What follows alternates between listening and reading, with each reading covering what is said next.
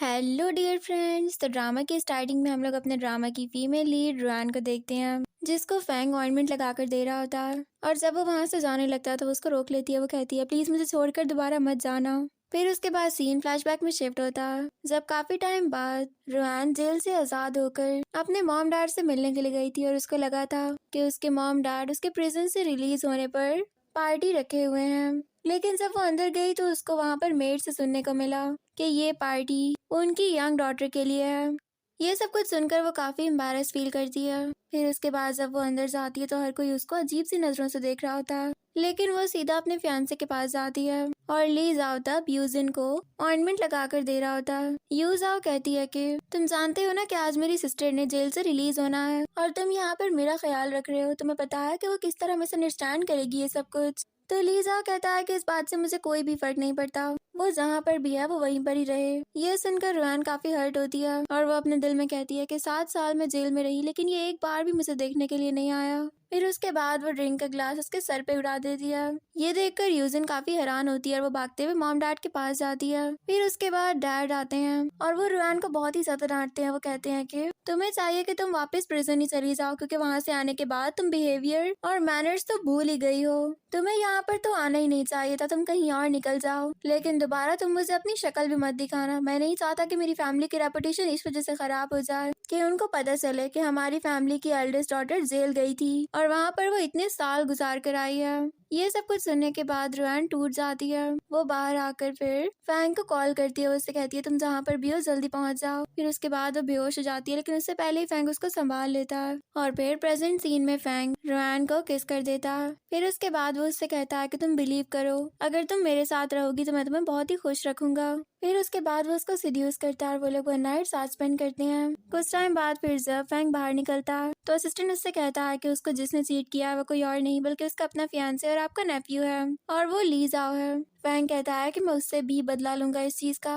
और फिर दूसरी तरफ बार में ली और यूजिन साथ में बैठे हुए होते हैं। ली कहता है कि हम दोनों को अंकल ने आज यहाँ पर बुलाया, मुझे पता है कि वो कोई इंपॉर्टेंट बात करना चाहते होंगे। इतने में वहाँ पर फैंग का असिस्टेंट जाता है और वो उससे कहता है कि आपके लिए आपके अंकल ने ये फाइल भेजी है, वो खुद नहीं आ सकते थे क्योंकि वो बहुत ही ज्यादा बिजी हैं। ये सब कुछ देखकर यूजिन काफी एक्साइटेड हो जाती है और उससे फाइल ले लेती है। फिर उसके बाद जब वो उस फाइल को खोल कर देखती है तो वो उनके कोलैबोरेशन की फाइल नहीं होती। ये देखकर वो दोनों काफी हैरान होते हैं और ली कहता है कि फिक्र मत करो, इस बारे में मैं अंकल से जरूर बात करने जाऊंगा। और दूसरी तरफ फिर फैंग रुआन को गिफ्ट देता है और वो उसका हैप्पी बर्थडे विश करता है। ये सब देखकर वो काफी हैरान होती है। तभी सीन फ्लैशबैक में शिफ्ट होता है और वो याद करती है कि एक दिन रुआन ने ली से यही शिकायत की थी कि उसको उसकी बर्थडे भी याद नहीं होती और यूजिन को वो हर बर्थडे पर गिफ्ट देता होता है। रुआन कहती है कि आज मेरी बर्थडे है, प्लीज मेरे साथ चल के उसको सेलिब्रेट कर लो। तो ली कहता है कि नहीं, मुझे इस सब में कोई इंटरेस्ट नहीं है और मेरे पास वैसे भी बहुत सा काम है करने के लिए, तो प्लीज तुम मुझे फोर्स मत करो। ये सब कुछ सोचकर वो काफी ज्यादा रोने लग जाती है। तभी फैंग उसको प्रपोज कर देता है और कहता है कि अगर तुम मेरे साथ अपना टाइम स्पेंड करना चाहती हो तो याद रखना मैं तुम्हें हमेशा खुश रखूंगा और हमेशा तुम्हारा साथ दूंगा। फिर वो उसके आंसू भी साफ करता है। एंड देन जब रुआन वहाँ से जा रही होती है तो वो देखती है सामने ली खड़ा होता है। वो भागते हुए वापस आती है और फैंग से टकरा जाती है। फैंग कहता है कि क्या हुआ, इतनी टेंशन लेने की कोई जरूरत नहीं है, वो तुम्हें कुछ नहीं कह सकेगा, चलो उसको बताते हैं कि हमारे दरमियान क्या रिलेशन है। रुआन कहती है कि नहीं, मैं आपसे सिर्फ एक दफा मिली हूँ और जो कुछ भी हुआ वो मिसअंडरस्टैंडिंग थी, प्लीज आप इस बात को समझें। मैं अभी किसी को ये बात नहीं बता सकती, वो मेरा फियांसे है और मेरे लिए ये बहुत बड़ा मसला बन जाएगा। फिर उसके बाद जब ली अंदर आता है तो रियान फौरन वहाँ से भाग जाती है। रुआन कहता है कि ये कौन थी। फैंग कहता है कि वो तुम्हारी आंट है। फिर उसके बाद वो दोनों बात करने के लिए जाते हैं। ली उससे कहता है कि तुम किसी को भी इस तरह फायर नहीं कर सकते हो, तुम्हें पता है ना कि हम लोग तुम्हारे साथ कब से काम कर रहे हैं और मेरे डैड ने मरने से पहले मुझसे यही बात कही थी कि मैं तुम्हारे साथ काम करूंगा और तुम्हें ये कहा था कि तुमने मेरा ख्याल रखना है। तो फैंग अपने दिल में कहता है कि मैं यही चाहता हूँ ली कि तुम मर जाओ, क्योंकि तुमने उस लड़की के साथ बिल्कुल भी अच्छा नहीं किया। फिर उसके बाद वो याद करता है कि किस तरह ली जब मिलिट्री में था और वो बहुत ही ज्यादा इंजर्ड था तो रुआन उसकी हेल्प कर रही थी। उसने उसको वहां से निकालने में उसकी बहुत हेल्प की और दूर से फैंग भी ये सब कुछ देख रहा होता। तभी उसको बताया जाता है कि रुआन को किसी बात पर जेल हो चुकी है। ये सब कुछ देखने के बाद वो बहुत ही ज्यादा शॉक्ड होता। ये सब कुछ सोचने के बाद वो गुस्से में वहाँ से निकल जाता। उसके बाद ली असिस्टेंट को कहता है कि हम लोग साथ में बड़े हुए हैं, तो इसीलिए अब तुम ही मेरी हेल्प कर सकते हो। तो असिस्टेंट कहता है कि मेरे जो बॉस है ना, सब उनके पसंदीदा चीज को तुम हाथ लगाओगे तो वो किसी की भी नहीं सुनते हैं, तो इसीलिए तुम्हें ये कोशिश करनी होगी कि उनकी पसंदीदा चीजों से दूर रहो तुम। ये सब कुछ सुनने के बाद ली अपने दिल में कहता है कि इसका मतलब है कि तुम रुआन की बात कर रहे हो। फिर उसके बाद दूसरी तरफ रुआन कार में बैठकर जा रही होती है और वो याद करती है कि यूजिन ने उसके साथ कितना बुरा बिहेव किया था। यूजिन ने हमेशा अपनी ट्रिक्स प्ले की और हमेशा सबको यही लगा कि सबसे बुरी सिर्फ रुआन है।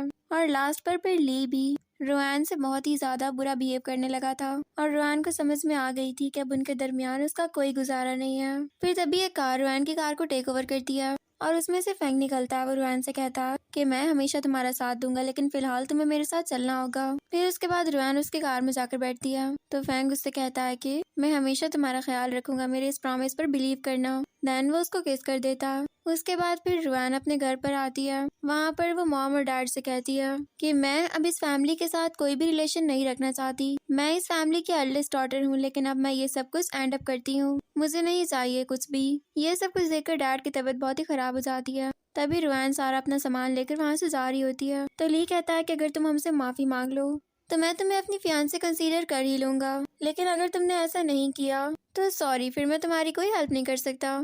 तो रुआन कहती है कि तुम्हें जहाँ जाना है और जिसके पास जाना है ना, तुम जा सकते हो। अगर तुम यूजिन के साथ भी रिलेशनशिप रखना चाहो तो मुझे उससे भी कोई फर्क नहीं पड़ता, लेकिन मैं अब तुम लोगों के पास वापस कभी नहीं आऊंगी। ये कहते ही वो बाहर निकल जाती है। उसके बाद बाहर जाने के बाद वो फेंग को थैंक्स करती है कि इस में उसने इसको बहुत ही ज्यादा सपोर्ट किया था। फिर रुआन उससे कहती है कि मुझे एक बात बताओ कि क्या तुम मुझसे शादी करना चाहोगे, क्योंकि मैं अब इस तरह नहीं रह सकती हूँ। ये सब कुछ सुनने के बाद फैंग बहुत ही खुश हो जाता है और वो उसको उठा लेता है। और इधर फिर यूजिन ली को कह रही होती है कि मुझे पता था कि मेरी एल्डेस्ट डॉटर यही सब कुछ करेगी, क्योंकि वो हमेशा ही मुझसे नफरत करती थी। मुझे पता था कि वो किसी और के लिए तुम्हें छोड़कर जा सकती है, तुम्हारे साथ सिर्फ एक मैं ही लॉयल रह सकती हूँ, ये बात जानते हो ना तुम। तो ली उससे कहता है कि तुम प्लीज खामोश हो जाओ, मैं उसके बारे में ऐसी बातें नहीं सुन सकता। मैं जानता हूँ कि वो किस तरह की है, लेकिन ये बात मैं बिल्कुल भी बिलीव नहीं कर सकता कि वो किसी और के लिए मुझे छोड़ सकती है। ये सब कुछ सुनने के बाद यूजिन को बहुत ही गुस्सा आता है और वो कहती है कितने साल हो गए और मैं तुम्हें उससे दूर करने की कोशिश कर रही हूँ, लेकिन तुम मेरी बातों पर बिलीव ही नहीं करते हो। पता नहीं तुम्हारे साथ क्या मसला है। फिर उसके बाद वो किसी को कॉल करके सारा प्लान समझाने लग जाती है। फिर उसके बाद दूसरी तरफ फैंग रुआन को कहता है कि अब तुम हमेशा से ही मेरी रहोगी और देखना उसके बाद सब कुछ ठीक हो जाएगा। फिर उसके बाद फैंग उसको एक डॉक्टर के पास लेकर जाता है और वो डॉक्टर उसकी लेग्स को चेक करता है और कहता है कि आपका एक पंचर किया जाएगा और उसके बाद आप बिल्कुल ठीक हो जाएंगी। फिर उसके बाद वो दोनों अपना मैरिज सर्टिफिकेट बनवा लेती हैं। तो रुआन कहती है कि चलो मैं चेक करती हूँ कि तुम्हारा नाम क्या है। फैंग कहता है कि बस तुम मेरे नाम को छोड़ो, तुम मुझे सिर्फ फैंग कहा करो या फिर मुझे हस्बैंड कहा करो, इसके अलावा कुछ नहीं। तुम्हें मेरा नाम जानने की कोई जरूरत नहीं है। फिर उसके बाद रुआन वहाँ पर लाइव स्ट्रीम में देखती है कि हर तरफ यही बात वायरल हो रही होती है कि ली और यूजिन ने एक दूसरे को सेड्यूस किया। ये सब कुछ देखने के बाद रुआन अपने दिल में कहती है कि पहले मुझे इस बात का बहुत ही गिल्टी फील हो रहा था कि मैंने उसके साथ बहुत ही बुरा बिहेव किया और मैंने उसके साथ अपनी एंगेजमेंट क्यों तोड़ दी, लेकिन अब मुझे लग रहा है कि मैंने बहुत ही अच्छा फैसला किया है, वो मेरे काबिल ही नहीं था। फिर तभी फैंग याद करता है कि असिस्टेंट ने फैंग को पहले ही बता दिया था कि यूजिन ये सारा प्लान कर रही है। तो फैंग ने कहा था कि ठीक है, उसी का प्लान उसी के ऊपर उलट देना। और दूसरी तरफ फिर जब ली बार में होता है तो वहाँ पर फिर यूजिन के उसके पास मैसेजेस आते हैं। वो उसको फौरन से घर आने के लिए बोलती है। देन उसके बाद वो वहाँ से चला जाता है। और इधर फिर जब रुआन और फैंग दोनों घर वापस आते हैं तो फैंग रुआन के बहुत ही ज्यादा क्लोज हो जाता है और वो उसको किस करने ही वाला होता है। उसके बाद वो उसको उठाकर ऊपर लेकर जा रहा होता तो ली फिर उन दोनों को देख लेता है। रुआन फौरन से अपना फेस हाइड करती है और फैंग रुआन को ऊपर लेकर चला जाता है। तभी ली भागता हुआ फैंग के पास जाता है और वो कहता है मैंने सुना है कि आपने शादी कर लिया, तो ठीक है मैं अपनी आंट को देखना चाहता हूँ। फैंग कहता है कि नहीं, वो थोड़ी सी शाय है, लेकिन जब सही टाइम आएगा तो मैं तुम्हें जरूर दिखा दूंगा। ली को इस बात पर भी सुकून नहीं आ रहा था। उसको लगता है कि रुआन ने जरूर फैंग से शादी की होगी, तो वो हॉर्न से भागता हुआ अंदर जाता है और वहाँ पर वो हर जगह पर देखता है, लेकिन उसको फैंग कहीं पर भी नहीं मिलती। इतने में उसका अंकल अंदर जाते हैं और वो कहते हैं तुम्हें एक बात समझ में नहीं आती, क्या तुम्हारे पेरेंट्स ने तुम्हें यही डिसिप्लिन सिखाया है कि तुम हर किसी के साथ इस तरह का बिहेवियर रखो। तो ली कहता है कि ठीक है मैं समझ चुका हूँ, सॉरी मैंने आप लोगों के साथ बहुत ही गलत किया, मुझे ऐसा नहीं करना चाहिए था। ये कहते ही वो वहाँ से निकल जाता है। फिर उसके बाद रुआन बाहर आती है और वो कहती है कि अच्छा हुआ कि उसको नहीं पता चला कि मैं यहाँ पर थी, वरना पता नहीं वो क्या कर डालता। मुझे तो लग रहा था कि आज सब कुछ रिवील हो जाएगा। फिर तभी उसके पास कॉल आती है और सू उससे कहती है मैं बहुत ही ज्यादा ड्रंक हूँ, प्लीज मुझे लेने के लिए आ जाना। तो फैंग कहता है कि ठीक है, मैं भी तुम्हारे साथ चलूंगा। रैन कहती है कि नहीं, वो बहुत ही अनकंफर्टेबल फील करेगी, मैं नहीं चाहती है सब कुछ। और फिर दूसरी तरफ ली भी उसी बार में होता है और वो सबको बता रहा होता है कि मुझे पता है कि मेरी फियांसे मुझसे ज्यादा टाइम तक नाराज रह ही नहीं सकती और वो बहुत ही जल्द मेरे पास वापस आएगी। फिर वो वहाँ पर देखता है कि रुआन आ रही होती है तो वो कहता है कि देखा, मैंने बोला था ना। फिर उसके बाद वो रुआन के पास आता है और वो उससे कहता है कि मुझे पता था कि तुम मुझसे ज्यादा टाइम तक नाराज नहीं रह सकती हो। रुआन कहती है मिसअंडरस्टैंडिंग बंद करो, मैं यहाँ पर तुम्हारे लिए नहीं आई हूँ, मैं अपनी फ्रेंड के लिए आई हूँ, अब मुझे जाने दो तुम यहाँ से। तो वो कहता है कि नहीं, मैं तुम्हें नहीं जाने दे सकता। दूर से उन दोनों को यूजिन भी देख चुकी होती है और वो कहती है मेरी एल्डेस्ट डॉटर ने तो मुझसे कहा था कि वो ली को छोड़ चुकी है, लेकिन रुआन को देखकर तो लग रहा है कि वो उसको सिड्यूस कर रही है। फिर उसके बाद रुआन ली को साइड पर धक्का देती है और भागते हुए अपनी फ्रेंड के पास जाती है और उसको प्रोटेक्ट करती है क्योंकि एक आदमी उसको सिड्यूस कर रहा था। सू कहती है कि अच्छा हुआ कि तुम यहाँ पर आ गई, वरना पता नहीं अभी मेरे साथ क्या हो जाता। फिर उसके बाद रुआन उसको वहाँ से लेकर चली जाती है। जब वो लोग वहाँ से जा रहे होते हैं तभी उनके पास पुलिस आ जाती है और पुलिस कहती है कि रुआन, हमें पता चला है कि आपने क्रिमिनल एक्ट किया है, उसके लिए आपको हमारे साथ पुलिस स्टेशन चलना होगा। फिर दूसरी तरफ पुलिस स्टेशन में पुलिस रुआन को कहती है कि हमने वो सारी फुटेज चेक कर ली और हमें पता चल गया है कि आपने जो कुछ भी किया है वो सेल्फ डिफेंस में किया है, तो इसीलिए आपको हम लोग कुछ भी नहीं कहेंगे, आप घर वापस जा सकती हैं। ये सब कुछ देखने के बाद सू काफी एक्साइटेड होती है। फिर वो रुआन से कहती है कि अब तुम अपने हस्बैंड को कॉल करो कि वो तुम्हें लेने के लिए आए। रुआन सोचती है कि नहीं, ये सब कुछ बिल्कुल अच्छा नहीं लगेगा, कितनी रात हो चुकी है और वो अब यहाँ पर मेरे लिए क्या करने के लिए आएगा। वो याद करती है कि जब उसको स्टमक अटैक हुआ था तो तब उसने ली को कॉल की थी रात को, लेकिन ली ने उससे कहा था कि मैं तुम्हारी कोई नैनी नहीं हूँ जो मैं हर वक्त तुम्हारे साथ रहूँ और तुम्हारी हेल्प करूँ और तुम्हें मेडिसिन देता रहूँ, मैं तुम्हारा फियांसे हूँ और तुम्हें मेरी रिस्पेक्ट करनी चाहिए। ये सब कुछ सुनने के बाद उसने वहीं पर ही कॉल कट कर दी थी। रुआन को लगता है कि हो सकता है ये भी उसके साथ वैसा करे, लेकिन सू फौरन से कॉल मिला देती है और फिर रुआन को बात करनी पड़ती है फैंग से। वो फैंग से कहती है क्या तुम मुझे यहाँ पर पिक करने के लिए आ सकते हो, मैं यहाँ पर फंस गई हूँ, मैं तुम्हें जगह का बता देती हूँ। तो वो आगे से कुछ भी नहीं कहता, बस इतना कहता है कि ठीक है, मैं थोड़ी देर में पहुंच जाऊंगा। ये सब कुछ देखने के बाद सू बहुत ही खुश होती है और वो रुआन को कहती है कि तुम्हें एक बहुत ही अच्छा हस्बैंड मिला है, आज मैं ये बात मान चुकी हूँ। फिर उसके बाद दूसरी तरफ जब रुआन फैंग के पास जाती है तो फैंग उससे बहुत ही अच्छे से बिहेव करता है। फैंग उससे कहता है कि तुम्हें जो कोई भी बात करनी है तुम मुझसे कर सकती हो, तुम्हें किसी भी चीज की कोई भी जरूरत हो तुम मुझे बता सकती हो, अब मैं तुम्हारा हस्बैंड हूँ और तुम मेरी रिस्पॉन्सिबिलिटी हो। तो रुआन उससे कहती है कि सॉरी, तुम्हारी वजह से कितना सब कुछ हो गया है ना, और मुझे पुलिस स्टेशन जाना पड़ा, उससे भी तुम्हारी रेपुटेशन बहुत ही डाउन हुई होगी। फैंग कहता है कि इतनी छोटी बातों को मत सोचा करो, मुझे तुम्हारे यहाँ पर रहने से या तुम्हारे कहीं पर जाने से कोई भी ट्रबल नहीं है। और फिर इधर हॉस्पिटल में ली एडमिट होता है। तभी ली फिर असिस्टेंट को कहता है कि रुआन को कॉल करो और उससे कहो कि मैं यहाँ पर इंजर्ड हूँ और वो आकर मेरी केयर करे। असिस्टेंट कहता है कि वो तो आपको कब का ब्लॉक कर चुकी हैं और हमें नहीं पता कि उनका न्यू नंबर कौन सा है, शायद उन्होंने अपना नंबर चेंज कर लिया। फिर उसके बाद ली कहता है कि अच्छा चलो उसको छोड़ो, यूजिन को कॉल कर लो। फिर यूजिन को कॉल मिलाता है वो, तो यूजिन उससे कहती है कि तुम्हें पता है कि रुआन अभी भी मेरे साथ बहुत ही बुरा बिहेव करती है, यहाँ पर कोई भी मेरे साथ अच्छे से पेश नहीं आता, यहाँ तक कि डैड मुझे बहुत ही ज्यादा मारते हैं, मैं अब ये सब कुछ बर्दाश्त नहीं कर पा रही हूँ, ली तुम ही कुछ कर सकती हो। तो ली सोचता है कि वैसे भी वो मेरी लाइफ सेवियर है, तो अगर मैं उससे शादी कर लूँ और उससे कॉन्ट्रैक्ट पर मैरिज कर लूँ तो इससे बुरी और कोई बात नहीं होगी, तो ठीक है, जब तक मैं ये काम कर सकता हूँ तब तक तो कर लूँ ना, उसके बाद की बाद में देखी जाएगी। फिर वो उससे कहता है कि ठीक है, मैं तुमसे शादी करने के लिए तैयार हूँ। ये सब सुनने के बाद यूजिन काफी खुश हो जाती है।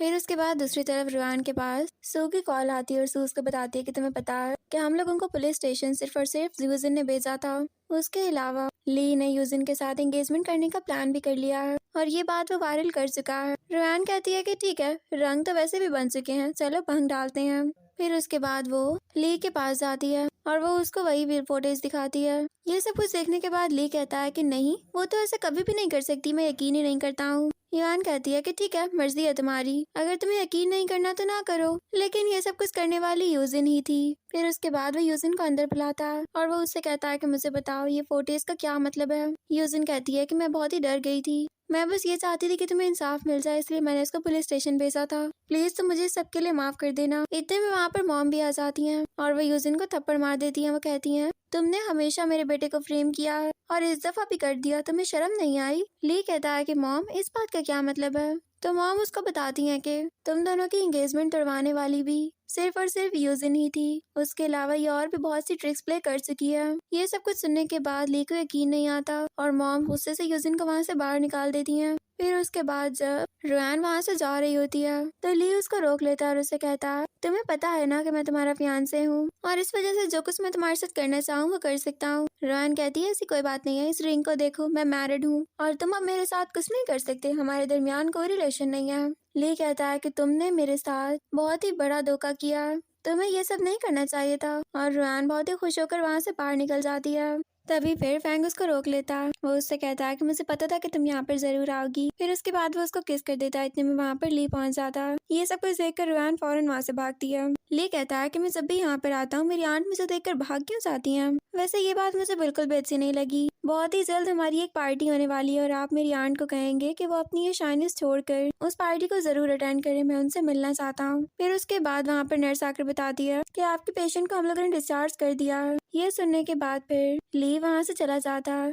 दूसरी तरफ फिर जब फैंग घर वापस आता है तो रुआन उससे पूछती है कि उसको कुछ पता तो नहीं चला ना, उसको शक तो नहीं हुआ किसी बात पर। तो फैंग कहता है कि तुम्हें क्या लगता है कि मैं तुम्हारे लिए प्रॉब्लम्स क्रिएट करूंगा, ऐसा कुछ भी नहीं है। उसको किसी चीज के बारे में भी शक नहीं हुआ और अब मैं चाहता हूँ कि तुम भी डरना छोड़ दो, एक ना एक दिन उसको इस बात का पता चल ही जाना है। फिर उसके बाद वो उसको किस कर देता है, देन वो उसको सीड्यूस करता है। और फिर दूसरी तरफ जब रुआन अपनी फ्रेंड के साथ शॉपिंग पर गई हुई होती है तो वो बार बार फैंग और अपने साथ गुजारे गए स्वीट मोमेंट्स को याद करती है। तो सू उससे कहती है कि मैंने तुम्हारे लिए सारी शॉपिंग कर ली है और ये ड्रेसेस तुम्हारे ऊपर बहुत ही ज्यादा अच्छे लगेंगे, अब तुम अच्छे से ड्रेसअप करना और याद रखो मिस्टर फैंग को नाराज नहीं करना तुमने बिल्कुल भी। फिर उसके बाद अगले सीन में मास्टर रुआन को चेक कर रहे होते हैं और वो कहते हैं कि तुम्हारी लेग्स अब बिल्कुल ठीक हो चुकी हैं और नेक्स्ट वीक से तुम अपने बैलेट्स की प्रैक्टिस करना स्टार्ट कर सकती हो। ये देखकर वो काफी एक्साइटेड हो जाती है। फिर वो मास्टर से कहती है कि मुझसे फैंग ने ये बात कही थी कि आप आज का डिनर करके जाएंगे, तो प्लीज आप तब तक वेट कर लें। ये कह के वो वहाँ से चली जाती है। तो मास्टर फिर फैंग से कहता है कि तुम दोनों का जो रिलेशन है ना वो काफी ओल्ड फैशन लगता है मुझे, प्लीज तुम अपने दोनों के दरमियान के रिलेशन को ठीक करो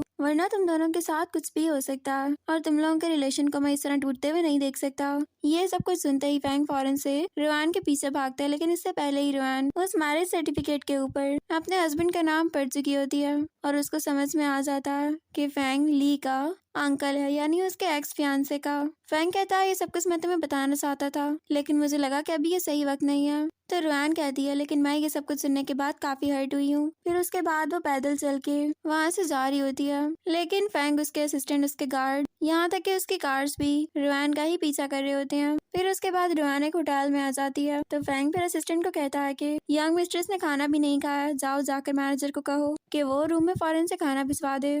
और फिर दूसरी तरफ जब रुआन रूम में होती है और वो यही बात सोच रही होती है कि अब वो हर किसी को कैसे बताएगी कि उसने अपने एक्स फियांसे को छोड़कर उसके अंकल से मैरिज कर ली। इतने में डोर रिंग होता है। जैसे ही वो डोर ओपन करती है तो वहाँ पर मैनेजर उसको एक डॉल देता है और वो उससे कहता है कि प्लीज आप इसके साथ रहें, मैं थोड़ी देर में आपको खाना भिजवाता हूँ। जब रुआन उस डॉल को लेकर अंदर आती है और उसको जोर से मारती है तो वो डॉल बोलने लगती है। उसके अंदर एक रिकॉर्डर लगा होता है जिसमें फैंग ने रिकॉर्डिंग की हुई होती है। फैंग फिर रुआन को बताता है कि मैं तुम्हें ये सारी बातें पहले भी बताना चाहता था लेकिन तब मुझे लगा कि अभी ये सही टाइम नहीं है, तो सही टाइम आने पर मैं तुम्हें सब कुछ बता देता हूँ। लेकिन तुम्हें पता नहीं वो सब कुछ कैसे पता चल गया।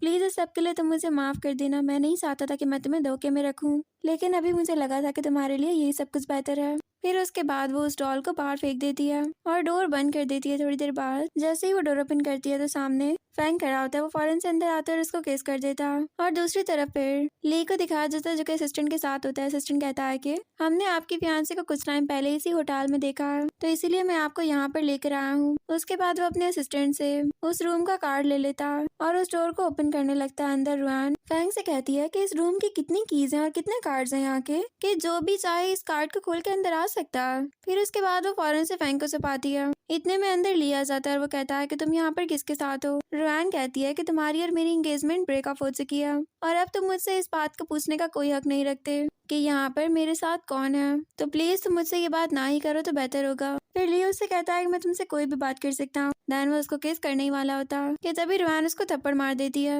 और कहती है मुझे लगता है कि तुम्हें शर्म नहीं आती, जब मैंने तुमसे कह दिया है कि तुम मेरे फियांसे नहीं हो और तुम्हारा मेरे साथ कोई रिलेशन नहीं है, अब मैं मैरिड हूँ, तो तुम्हें इस बात की समझ में क्यों नहीं आ रही है। फिर ली को उसके ऊपर बहुत ही गुस्सा आता है। वो वहाँ से जब जाता है तो फैंग फिर रुआन के क्लोज आने लगता है तो रुआन कहती है बस अब बहुत हो गया, मैं यहाँ पर कुछ देर के लिए किसी को भी नहीं देखना चाहती। फिर वो उसको भी रूम से बाहर निकाल देती है और वो यही बात सोच रही होती है कि अब वो लोगों को कैसे बताएगी थी कि अपने एक्स फियांसे को छोड़कर उसने उसके अंकल से शादी कर ली। इतने में उसके पास कॉल आती है और उसको बताया जाता है कि ग्रैंडपा की तबीयत बहुत ही ज्यादा खराब हो गई है, लेकिन यूजिन ने सर्जरी के पेपर्स पर साइन करने से मना कर दिया है। मॉम और डैड दोनों वेकेशंस पर गए हुए, वहाँ पर कोई और नहीं है और यूजिन साइन नहीं करना चाह रही। अगर उसने साइन ना किया तो सब कुछ डिले हो जाएगा और फिर ग्रैंडपा की हालत और भी बिगड़ सकती है। ये सुनने के बाद वो फौरन से हॉस्पिटल की तरफ भागती है और इधर यूजिन डॉक्टर को कहती है कि वैसे भी ग्रैंडपा की इस सर्जरी के चांसेस बहुत ही ज्यादा कम है, ये सर्जरी काफी रिस्की है, उससे इनकी जान भी जा सकती है, तो मैं तो इसके ऊपर कभी भी साइन नहीं करूंगी, चाहे जो कुछ भी हो जाए।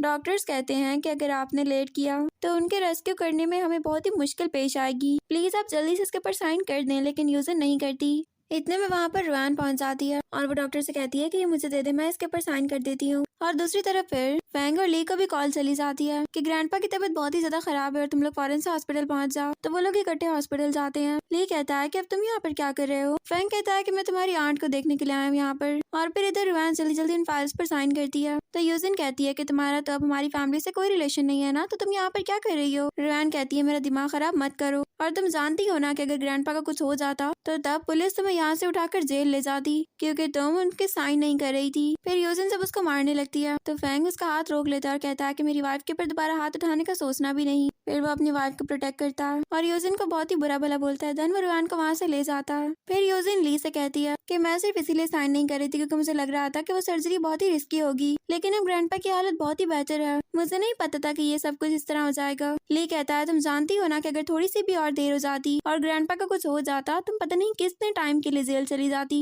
मुझे लगता है तुम बहुत ही ज्यादा स्टूपिड हो और तुमसे ज्यादा स्टूपिड लड़की मैंने अपनी लाइफ में कहीं नहीं देखी। फिर उसके बाद वो उसे डिग्रेड करके वहाँ से चला जाता है। और फिर इधर मॉम डैड यूजिन के पास जाते हैं, उससे कहते हैं ग्रैंडपा की हालत कैसी है। तो यूजिन बताती है कि उनकी हालत अब काफी बेहतर है, उनकी सर्जरी हो चुकी है और वो सक्सेसफुल रही है। मॉम डैड आप लोग ये देखें, ग्रैंडपा ने सारी की सारी प्रॉपर्टी मेरे नाम पर कर दी है। ये देखकर मॉम डैड काफी खुश हो जाते हैं और कहते हैं कि ये बहुत ही ज्यादा अच्छी बात है। फिर जब मॉम डैड वहाँ से जाते हैं तो यूजिन अपने दिल में कहती है कि ये सब कुछ तो जब ग्रैंडपा कोमा में थे तब मैंने उनके फिंगरप्रिंट्स यहाँ पर लगवा लिए थे, वरना मुझे तो नहीं लगता कि वो कभी अपनी प्रॉपर्टी मेरे नाम पर करते। और दूसरी तरफ फिर रुआन ग्रैंडपा के साथ बैठी होती है और वो याद करती है कि जब उसके घर में हर कोई उसको डिग्रेड करता था और बुली करता था, तब वो ग्रैंडपा थे जो हमेशा उसका साथ देते थे। ग्रैंडपा उसको गिफ्ट देते थे और साथ उसको ये भी कहते थे कि अगर कोई तुम्हें तंग करे तुम सबसे पहले आकर मुझे बताना, उस इंसान से मैं खुद लड़ लूंगा। ये सब कुछ देखकर वो बहुत ही रोती थी और ग्रैंडपा को हग कर लेती थी। देन प्रेजेंट सीन में वो काफी इमोशनल होती है।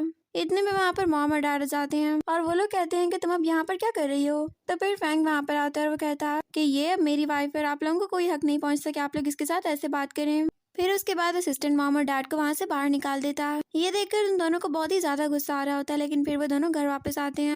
और फिर उसके बाद यूजिन इन दोनों से बहुत ज्यादा सॉरी करती है। वो मॉम और डैड को कहती है ये सारी मेरी गलती थी, मुझे उसी वक्त ही ग्रैंडपा के उस फाइल पर साइन कर देना चाहिए था। अगर मैं वो कर देती तो शायद आज आप लोगों को इतने सब कुछ फेस ना करना पड़ता। मैं जानती हूँ कि मैं बहुत ही ज्यादा बुरी हूँ और बस अब मैं इतना ही चाहती हूँ कि मैं आप लोगों के बिजनेस में आप लोगों की हेल्प करूँ। मॉम और डैड प्लीज आप लोग मुझे एक्सेप्ट कर लें। मैं आप लोगों की रियल डॉटर नहीं तो इसमें कोई बात नहीं, लेकिन मैं फिर भी आप दोनों को बहुत ही अच्छे से संभाल लूंगी। ये सब कुछ देखने के बाद मॉम तो मेल्ट हो जाती हैं और डैड कहते हैं कि ठीक है मैं तुम्हें चेक कर लेता हूँ। ये सब सुनने के बाद यूजिन अपने दिल में कहती है कि अच्छा हुआ कि ये सब कुछ हो रहा है, और वैसे भी मैंने फिंगरप्रिंट्स तो लगवा ही लिए थे ना, तो मेरा काम तो पूरा हो चुका है, अब असल गेम स्टार्ट होगी। और फिर दूसरी तरफ फैंग रुआन को कंसोल कर रहा होता। इतने में असिस्टेंट आकर उनको वही न्यूज देता कि आज डैड यूजिन को अपने साथ लेकर गए हैं और वो उसको अपनी कंपनी में से कुछ शेयर्स देना चाहते हैं। ये सब देखने के बाद रुआन काफी हैरान होती है और उधर जब डैड ये अनाउंस कर रहे होते हैं कि आज से मेरी आधे से ज्यादा कंपनी यूजिन ही संभालेगी और मैं इसको यहाँ का चेयरमैन भी बनाने का सोच रहा हूँ। तो फिर इतने में वहाँ पर रुआन पहुँच जाती है और वो कहती है कि ऐसा कुछ भी नहीं हो सकता, क्योंकि ग्रैंडपा की तबीयत खराब होने से पहले उन्होंने इस फाइल के ऊपर खुद साइन किए थे। फिर उसके बाद वो शेयर होल्डर्स उन दोनों फाइल्स को चेक करते हैं और वो लड़की कहती है कि जो पहले आप लोगों ने मुझे फाइल दी थी लगता है जैसे उसके ऊपर फिंगरप्रिंट जबरदस्ती लिए गए हैं या फिर चोरी किए गए हैं, जबकि इस फाइल के फिंगरप्रिंट्स बिल्कुल ठीक हैं। फिर उसके बाद रुआन अनाउंस करती है कि ग्रैंडपा भी ये चाहते थे कि मैं इस कंपनी को संभालूं, इसलिए मैं इस कंपनी को खुद संभालूंगी। तो यूजिन कहती है कि तुम ये सब कुछ कैसे करोगी जब तक अभी तक तो तुमने अपना कॉलेज भी कंप्लीट नहीं किया। रुआन कहती है लेकिन फिर भी मैं ये सब कुछ करूंगी क्योंकि ये सब कुछ मुझे ग्रैंडपा ने करने के लिए बोला है और जब वो ठीक हो जाएंगे तो अपनी पोजीशन वापस ले लेंगे। ये सब कुछ सुनकर फिर यूजिन को बहुत ही गुस्सा आता है। फिर उसके बाद वो कुछ एम्प्लॉयज को काम किस बारे में बता रही होती है और साथ वो उनको ये भी बता रही होती है कि इस प्रोजेक्ट के ऊपर हम लोगों ने बहुत ही अच्छे से काम करना है ताकि इसकी बिडिंग हमें ही मिल जाए और इस तरह हमारी कंपनी और भी ज्यादा ग्रूम कर सकती है। तो इतने में वहाँ पर यूजिन पहुंच जाती है और वो कहती है मुझे पता है कि यहाँ पर कोई भी एम्प्लॉय तुम्हारे साथ काम नहीं करना चाहेगा, तो अभी भी तुम्हारे पास टाइम है, अगर तुम जाना चाहो तुम जा सकती हो। तो रुआन कहती है कि नहीं, मैं यहाँ पर एम्प्लॉयज के साथ बहुत ही अच्छे से बिहेव करूंगी और मुझे नहीं लगता कि यहाँ पर किसी एम्प्लॉय को मुझसे मसला होगा। फिर वहाँ पर सारे एम्प्लॉयज कहते हैं कि हम चाहते हैं कि हमारे साथ आप काम करें। ये सब कुछ सुनने के बाद यूजिन गुस्से में वहाँ से चली जाती है और फिर दूसरी तरफ ली अपने असिस्टेंट के साथ होता है, तो वो भी वहाँ पर रुआन को देख लेता है। वो कहता है कि ये यहाँ पर क्या कर रही है। असिस्टेंट बताता है कि इनको ग्रैंडपा ने यहाँ पर रखा है, जब तक वो ठीक नहीं हो जाते उनकी जगह पर काम ये देखेंगी। ली कहता है कि ये तो बहुत ही अच्छी बात है, इस तरह तो मुझे इससे बात करने का मौका मिल जाएगा और मेरा काम तो वैसे भी बहुत आसान हो जाएगा। फिर उसके बाद रुआन ली के पास जाती है। ली उससे कहता है कि आखिरकार तुम मुझे ढूंढते ढूंढते इस कंपनी में आई गई है ना। रुआन कहती है मेरे साथ बकवास मत करो, मैं बस तुम्हें यहाँ पर इसलिए कहने के लिए आई हूँ कि हम लोग अब से कोलीग्स हैं और हम लोगों को साथ मिलकर इस कंपनी को ऊपर लेकर जाना होगा, वरना मुझे तुम में कोई इंटरेस्ट नहीं है।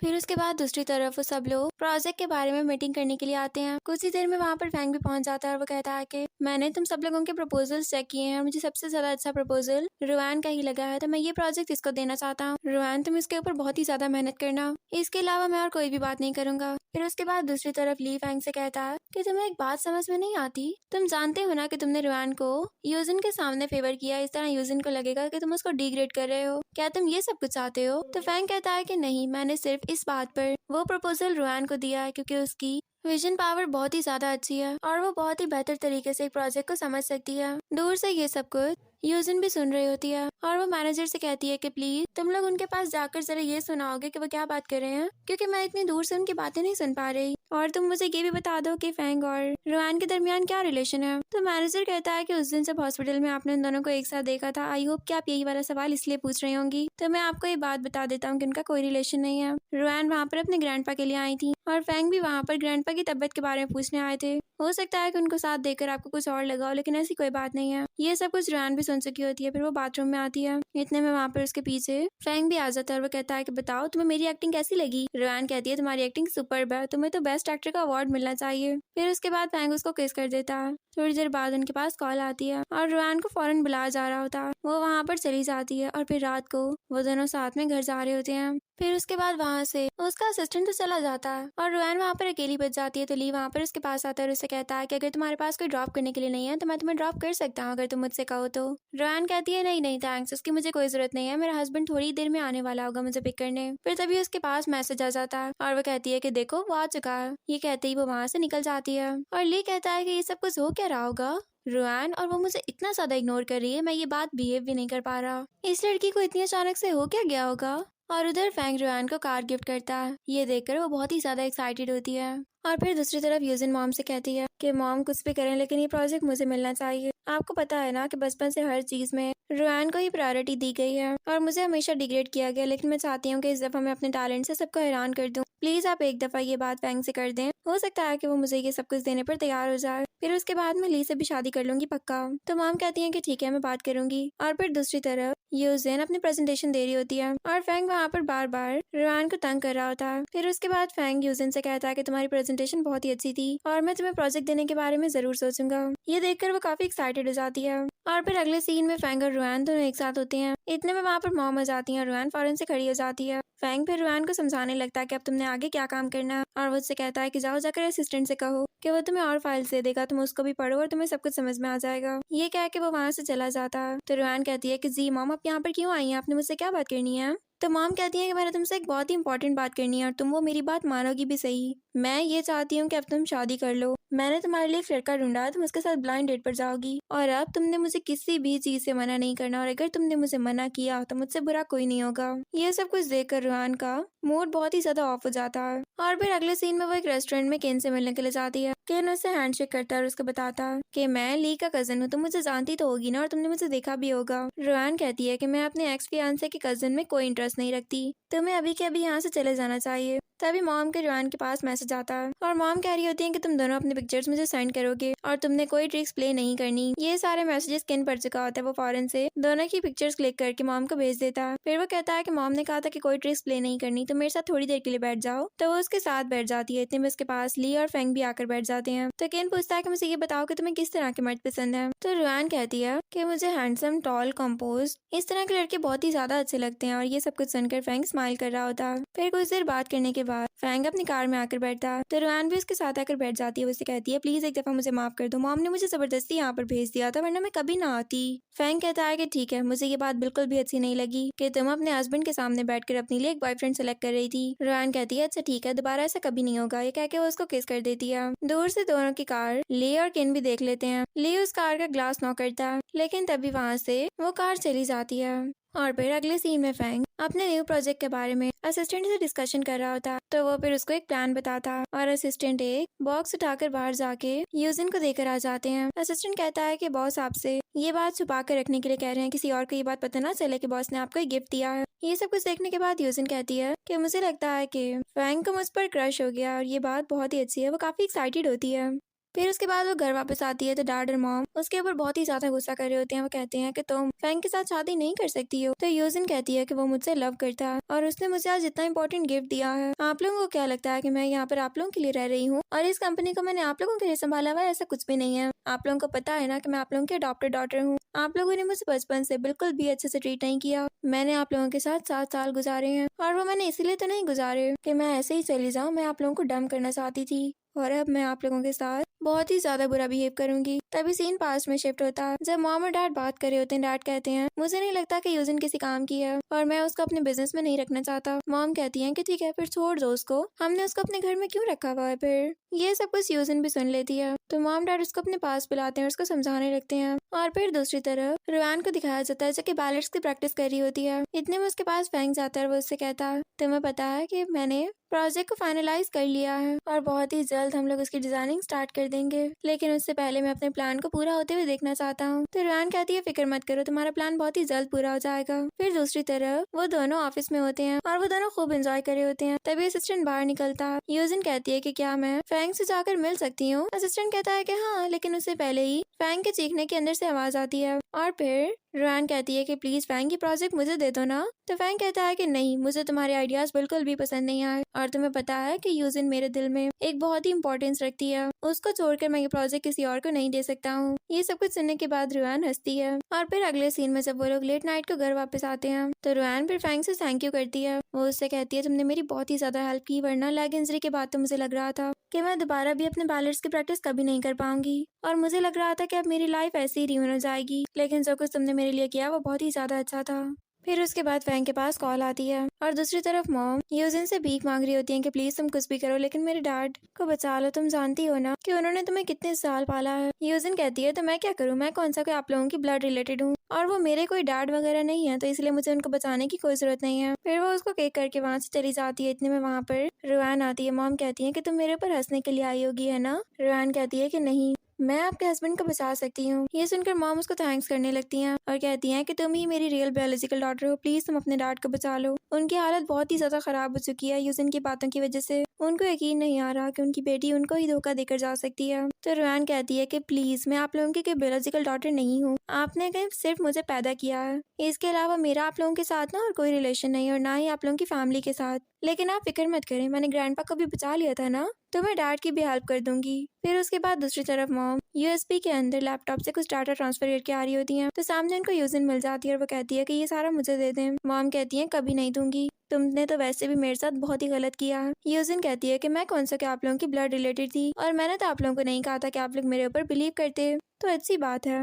आप लोगों के साथ ये सब कुछ होना ही चाहिए था क्योंकि आप लोग यही सब कुछ डिजर्व करते थे। मैं कितने साल से प्लान्स बनाती हुई आ रही हूँ कि मुझे ये सब कुछ चाहिए और अब मुझे लग रहा है कि मेरे प्लान्स पूरे हो रहे हैं। फिर उसके बाद वो मॉम से यूएसबी छीन के वहाँ से चली जाती है और मॉम तभी अपने हाथ की तरफ देखती है। उन्होंने वो सारी बातें रिकॉर्ड की हुई थी। और दूसरी तरफ फिर फेंग रुआन के साथ डांस करता है। वो दोनों अपने मोमेंट्स को बहुत ही अच्छे से स्पेंड करते हैं और फिर दूसरी तरफ थिएटर ओपनिंग सेरेमनी हो रही होती है। तो कुछ ही देर में वहाँ पर रुआन पहुंच जाती है। यूजिन कहती है कि तुम्हें यहाँ पर किसने बुलाया है, तुम्हारा तो यहाँ पर कोई काम भी नहीं है। फिर उसके थोड़ी देर बाद ही फैंग वहाँ पर आ जाता है और वो सेरेमनी स्टार्ट होती है। वहाँ पे स्टेज पर रुआन जाती है अपने बैलेट्स को परफॉर्म करने के लिए। इतने में वहाँ पर पुलिस आ जाती है और वो यूजिन को अरेस्ट करके वहाँ से ले जाते हैं।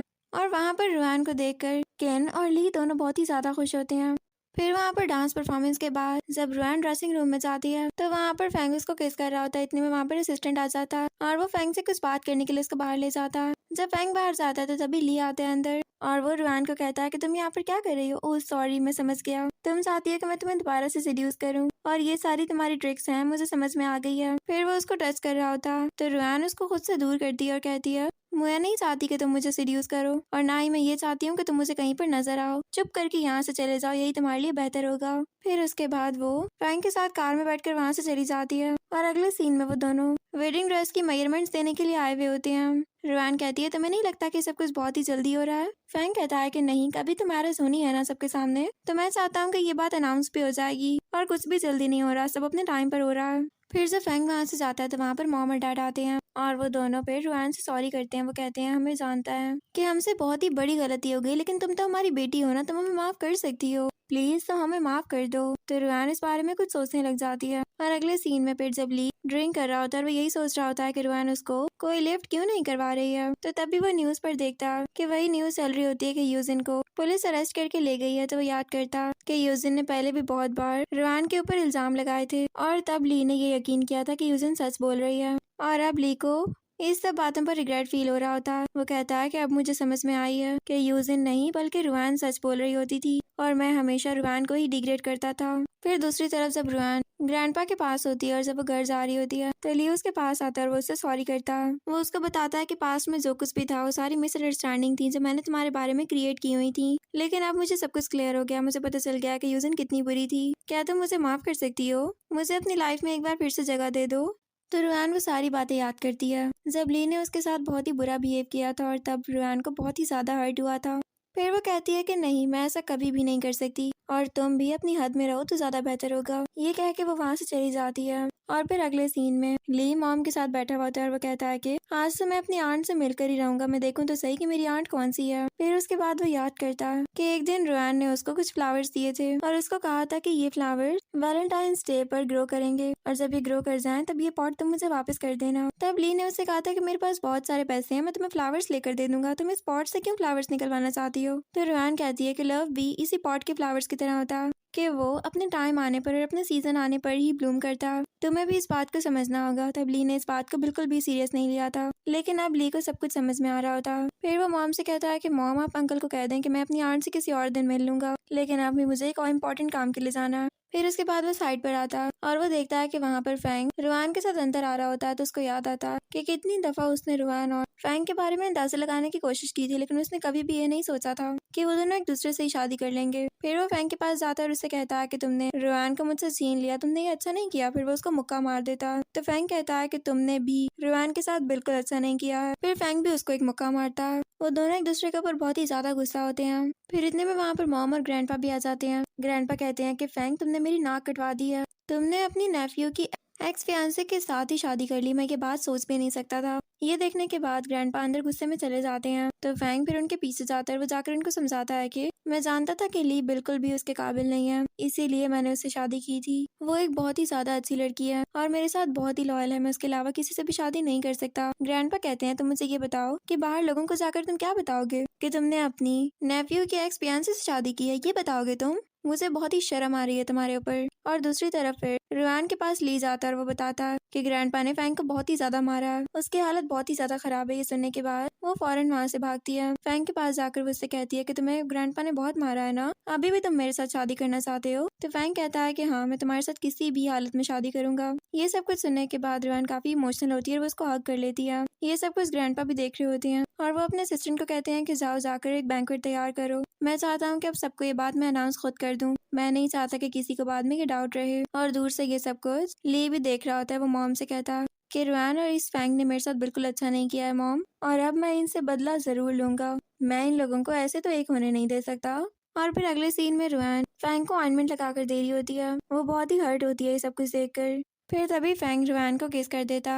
और फिर दूसरी तरफ ली यूजिन से जेल में मिलने के लिए जाता तो यूजिन कहती है कि जाओ जाकर रुआन को ये बात बता दो कि उसने मुझे जेल भेज दिया है ना, तो खुश वो भी नहीं रहेगी, अब वो मेरे प्लान का हिस्सा बन चुकी है। और फिर अगले सीन में रुआन फैंग को रेडी करी होती है। जब फैंग वहाँ से जाता है तो लिन फौरन वहाँ पर आता है और ली उससे कहता है कि तुमने मुझे छोड़कर अच्छा नहीं किया था रुआन, अब बदला लेने का वक्त आ चुका है। फिर उसके बाद उसको वो वहाँ से ले जाता है और दूसरी तरफ ये न्यूज फैंग तक भी पहुँच चुकी होती है कि रुआन को कोई घर से उठाकर ले गया है। ये देखते ही वो फौरन वहाँ से निकलता है और इधर फिर ली रुआन से कहता है कि प्लीज तुम ये वाली रिंग उतार दो और मैं जो रिंग तुम्हें पहना रहा हूँ वो फौरन से पहन लो क्योंकि मैं तुमसे शादी करना चाहता हूँ। रुआन कहती है कि पहले मेरे हाथ छोड़ो। फिर उसके बाद जब वो उसको खोलता है तो वो वहाँ से भागने लगती है। ली कहता है तुमने मुझसे झूठ बोला था ना, तुम मुझसे शादी करना ही नहीं चाहती हो। रुआन कहती है कि तुम मुझे ये बताओ कि मैं तुमसे शादी कैसे कर सकती हूँ, तुमने हमेशा मुझे डिग्रेड किया, 7 साल मैं तुम्हारे साथ रिलेशन में रही लेकिन मैंने बहुत हर्ट किया सबको, पता है क्यों? क्योंकि तुम मुझे हर्ट करते थे, तुमने मुझे जेल भेज दिया, ये सब कुछ मेंटली मेरे ऊपर कितना बुरा था तुम जानते हो, मुझे ऐसे लगता था मैं पागल हो जाऊंगी, तुमने ये लाइफ मेरे लिए बहुत वर्स्ट कर दी थी, तो तुम अब ये बताओ कि मैं तुम्हारे साथ अपनी आगे की लाइफ कैसे स्पेंड कर सकती हूँ, ये सब मेरे लिए बहुत ही मुश्किल है। और फिर दूसरी तरफ फैंग जब लेके घर तक पहुँच जाता है तो रुआन भागती भी वहाँ नीचे आती है। वो दोनों एक दूसरे से मिलकर बहुत ही खुश होते हैं। और इधर फिर ले ड्रंक होता है, वो बहुत ही ज्यादा ड्रिंक किया जा रहा था क्योंकि वो काफी सैड था। फिर कुछ दिन इसी तरह ही गुजर जाते हैं। एक दिन मॉम फिर उसके पास आती है और उसको कहती हैं कि तुमने अपनी ये क्या हालत बना कर रखी हुई है, देखो पूरी दुनिया आगे बढ़ चुकी है, तुम्हें भी आगे बढ़ना चाहिए। तभी वहाँ पर न्यूज में बताया जाता है कि फैंग डैड बनने वाला है और वो दोनों बहुत ही ज्यादा खुश होते हैं। ये देखकर तो ली को और आग लगती है। और फिर दूसरी तरफ जब रुआन वैन से मिलने के लिए जाती है तो वैन उससे कहती है कि तुमने मुझे नहीं पहचाना, लेकिन फैंग मुझे बहुत ही अच्छे से जानता होगा, बचपन में हम दोनों एक साथ खेलते होते थे। इतने में वहाँ पर फैंग भी आ जाता है और वो वैन को असिस्टेंट के साथ वहाँ से भेज देता है। फिर वो खुद रुआन के साथ बातें करने लगता है और दूसरी तरफ असिस्टेंट फिर वैन को कहता है कि ये आपका रूम है और आपने आज से यहीं पर ही रहना है। तो वैन कहती है लेकिन मैं तो फैंग से मिलने के लिए आई थी और मैं तो उसी घर में रहना चाहती हूँ। फैंग कहता है कि नहीं, उन्होंने मना किया है कि उनके घर में उनके अलावा और कोई भी नहीं रहेगा, ये सब कुछ यंग मिस्टर्स की हेल्प के लिए और उनकी हेल्थ के लिए बहुत ही ज्यादा जरूरी है। और फिर इधर यही सारी बातें वैन किसी को कॉल करके बता रही होती है और दूसरी तरफ ली को दिखाया जाता है जो कि इस सारे प्लान का मास्टरमाइंड होता है। फिर उसके बाद अगले सीन में जब रुआन और फैंग हॉस्पिटल चेकअप के लिए आते हैं तो दूर से उसको ली और उसका असिस्टेंट भी देख रहे होते हैं और दूसरी तरफ दिखाया जाता है कि वैन डॉक्टर बनी हुई होती है और फिर वो यूजिन को जाकर के मेडिसिन देती है। वो उससे कहती है कि जल्दी करो वरना हमारा प्लान खराब हो जाएगा। और इधर फिर जब फैंग और रुआन अपने चाइल्ड को स्टोरी सुना रहे होते हैं तो तभी फैंग के पास कॉल आती है और ली उसको बार में प्रोजेक्ट के बारे में बुलाता है। तो फिर अगले सीन में वो बार में जाता है और वो ली के प्रोजेक्ट को चेक करता है, लेकिन वो कहता है कि नहीं, तुम्हारा प्रपोजल उस तरह अच्छा नहीं है कि मैं तुम्हें एक्सेप्ट कर लूँ, तो प्लीज दोबारा इस तरह अजीब से प्रपोजल मेरे पास मत लेकर आना। ये सब कुछ सुनकर ली को बहुत ही ज्यादा गुस्सा आ रहा होता है। और फिर अगले सीन में वैन और यूजिन दोनों डॉक्टर का फेस बना लेते हैं और डॉक्टर के बेस में वो लोग कहीं पर जा रहे थे, लेकिन तभी वहाँ पर उन दोनों को ही पुलिस अरेस्ट कर लेती है। उनको वहाँ से लेकर जाया जाता है और उधर ही असिस्टेंट वैन को भी घर से धक्के देकर बाहर निकाल देता है। इतने में वहाँ पर ली पहुँच जाता है और कहता है कि वैसे तो मैंने आज तक किसी लड़की पर हाथ नहीं उठाया और मैं अभी भी नहीं उठाऊंगा। तभी असिस्टेंट आगे बढ़ के वैन को थप्पड़ मार देता है और फिर उसके बाद वैन कहती है कि मेरा इस सब में कोई रोल नहीं था, प्लीज तुम ये सब कुछ मेरे साथ मत करो, मुझे जाने दो। तो वो कहता है कि नहीं, ये सब कुछ अब बिल्कुल पॉसिबल नहीं है। और फिर दूसरी तरफ वैन के पास कॉल आती है और उसको बताया जाता है कि हर चीज हमारे प्लान के मुताबिक हो चुकी है, वैन और यूजिन दोनों दोबारा जेल में जा चुकी हैं। ये सब कुछ सुनने के बाद वो काफी एक्साइटेड होता है। फिर वो रुआन के पास जाता है और उससे बातें करने लगता है। दूसरी तरफ फिर पुलिस ऑफिसर आकर यूजिन को कुछ फोटोज देकर जाता है। वो फोटोज देखकर यूजिन पागलों की तरह बिहेव करने लगती है। वो हर चीज को फाड़ कर फेंक देती है और कहती है कि ऐसा नहीं हो सकता, मैं ही एल्डेस्ट डॉटर हूँ अपनी फैमिली की और मेरे बगैर तो ये फैमिली चल ही नहीं सकती। फिर उसके बाद वो जोर जोर से हंसती है और फिर रोने लग जाती है। दूसरी तरफ असिस्टेंट जाकर ली को ये बात बताता है कि आपने जो प्लान मुझे बताया था वो कंप्लीट हो चुका है, यूजिन पागल हो चुकी है और वो वैसा ही बिहेव करी जैसे हम लोग चाहते थे। ये सब कुछ सुनकर ली बहुत ही खुश हो जाता है। और फिर अगले सीन में फैंग हॉस्पिटल में होता है। आज उसके बेबी की बर्थ होने वाली थी। इतने में वहाँ पर मॉम और डैड भी आ जाते हैं और वो फैंग से सॉरी करते हैं जो कुछ वो लोग कर चुके थे। लेकिन फैंग कहता है कि सॉरी ले, जब तक आपको रुआन माफ नहीं करेगी मैं भी आपको माफ नहीं कर सकता। और इतने में उसको फिर ऑपरेशन थिएटर से अपने बेबी के रोने की आवाजें आती हैं। ये सब कुछ देखकर वो बहुत ही ज्यादा एक्साइटेड होता है और इसी सीन पर हमारे इस ड्रामा की हैप्पी एंडिंग हो जाती है। डियर फ्रेंड्स, कैसी लगी आपको मेरी आज की एक्सप्लेनेशन मुझे कमेंट सेक्शन में जरूर बताइएगा। वीडियो को लाइक और चैनल को सब्सक्राइब करना मत भूलिएगा। मिलती हूँ मैं आपसे एक न्यू ड्रामा के साथ। अब तक के लिए bye, take care and thanks for watching.